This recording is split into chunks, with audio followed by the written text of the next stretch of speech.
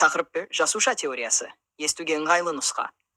Жасуша тіршіліктің титтей ғана кірпіші. Бізді де, гүлді де, бактерияны да ұстап тұрған осы ұсақ әлем. Көзге көрінбейді, бірақ бүкіл тіршілік соның қолтаңбасынан басталады.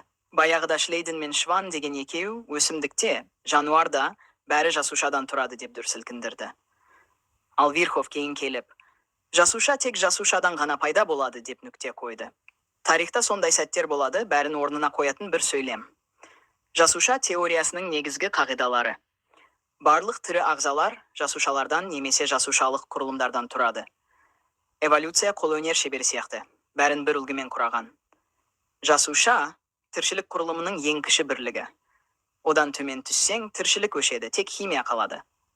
Барлық жасушалар бұрынғы жасушалардан пайда болады. Түк жоқтан түк тумайды деген ескі даналықтың биологиялық нұсқасы. Жасушада тұқым қуалаушылық ақпарат сақталады және ұрпаққа беріледі. ДНК ұрпақтар арасындағы үнсіз, бірақ өліп кетпейтін поэзия. Жасушаларда зат алмасу жүреді, энергия айналымы бар. Кішкентай болса да, ішінде нағыз өндіріс алаңы.